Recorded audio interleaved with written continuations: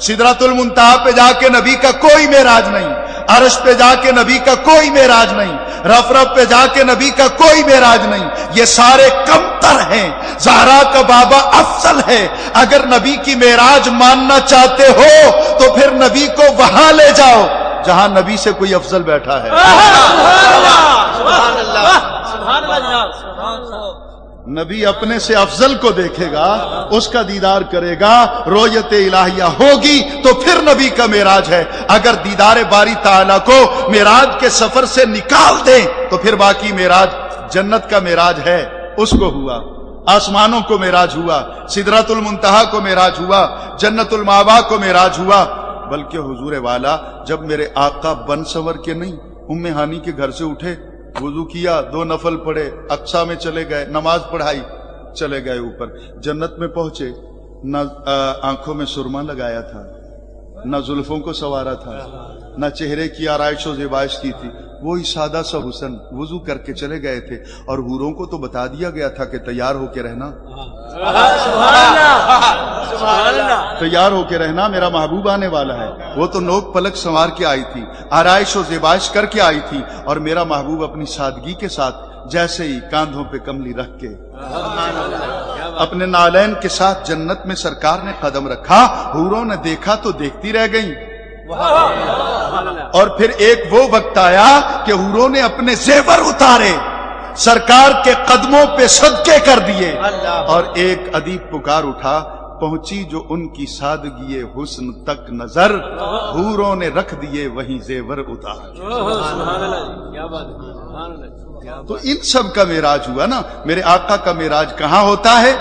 जब दीदार इलाही अल्लाह ताला अपने कुर्ब खास में फकान क़ब क़ौसैन औ अदना, अगर इस हिस्से को निकाल दे फिर आ जाए साबित करके मुझे दिखाएं नबी का मेराज कहां है। और फिर सुनिए, कुरान में है सुबहानल्लज़ी असरा, पाक है वो जात जिसने सैर कराई, सफर नहीं कराया, सैर कराई। शायद मैंने ये खामखाई बात कर दी। हम लोग क्लास में बात करने वाले होते हैं ना, तो हमने इसी तरह अपने स्टूडेंट्स तक बात कन्वे करनी होती। सैर करवाई, सफर नहीं करवाया। सफर में सैर में बड़ा फर्क है। सफर में आपको मुअय्यना मंजिल तक पहुंचना है।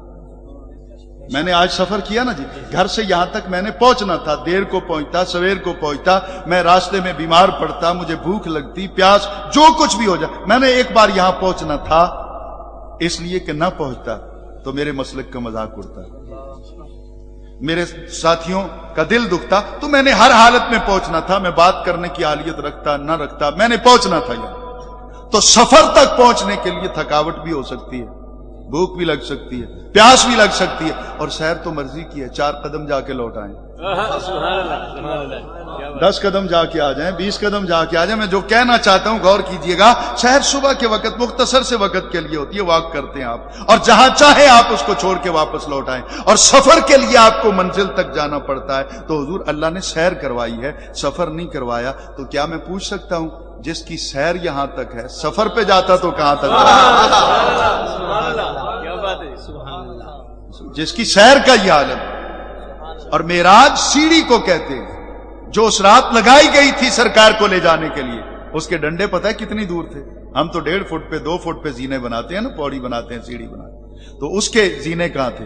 एक डंडा जमीन पे, दूसरा आसमान। सरकार ने एक कदम यहां रखा, दूसरा वहां, तीसरा आगे अगले आसमान पे, चौथा उससे अगले आसमान पे, एक एक कदम 500 बरस की मुसाफत।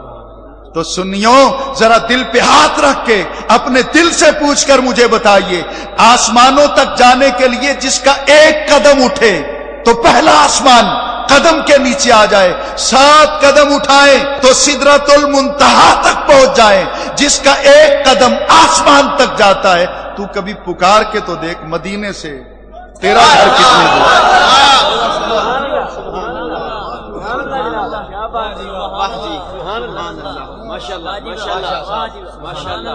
दिल से दुआ कीजिए, अल्लाह ताला हम सबको 5 वक्त का नमाजी बनाए। मैं इतना सफर करके आया हूं, टॉर्चर होता रहा, गोलियां लगती रही, एक गुर्दा है दूसरा नहीं है। इसके अलावा जिन सऊबतों से गुजरा वो आपसे मैंने क्या शेयर करना है। मुझे आज तक वो दिन याद हैं जब शाही किला लाहौर में मुझे टॉर्चर किया गया, پھر مچھ جیل میں مجھے ٹارچر کیا گیا، بازو میں گولی کا نشان اب بھی ہے، ڈاکٹروں نے کہا کہ بازو کاٹ دیں گے۔ میرے والد صاحب فقیر تھے، 147 برس کی عمر میں، آج سے 3 سال پہلے 9 ربیع الاول کو ہی پیدا ہوئے تھے۔ ساری زندگی دعا مانگتے رہے کہ یا اللہ مجھے موت دے تو ربیع الاول کے مہینے میں، تو اللہ نے کرم کیا، 9 ربیع الاول کو ہی ان کا وصال ہوا۔ مدینہ پاک میں رہنے والے تھے، آج بھی ہمارا گھر وہاں ہے۔ میرا مادری رشتہ پاکستان سے ہے، میرا پدری رشتہ مدینہ پاک سے ہے، اور امام زین العابدین کے 36ویں خاندان میں میں آپ کے سامنے بیٹھا ہوں، اور میرے خاندان کو بر صغیر میں یہ شرف حاصل ہے کہ امام زین العابدین کے ہاتھ کی لکھی ہوئی قلمی قرآن پاک کی تفسیر 500 جلدوں میں ہمارے گھرانے کے پاس ہے۔ اور یہ خیر باتیں تو دوسری، میں آج آپ کے پاس آیا ہوں، مجھے ایک ضرورت آن پڑی ہے۔ میرے ساتھی علماء محسوس کریں گے کہ مجھے سب کے سامنے نہیں مانگنا چاہیے تھا، انتظامیہ بھی تماشا دیکھ رہی ہے کہ آخر مولوی مانگنے پہ آ گیا، لیکن بات یہ ہے کہ 1-2 آدمی میری ضرورت پوری کر نہیں سکتے، میں جھولی پھیلا رہا ہوں سیدہ زہرا کے نام پر۔ ہے کوئی جو خیرات میری جھولی میں ڈالے گا؟ اٹھنا نہیں ہے آپ نے، جیب میں ہاتھ نہیں ڈالنا۔ ہے کوئی جو آج ایک سید زادے کو جھولی میں یہ بھیک ڈالے خاتون جنت کے نام کی؟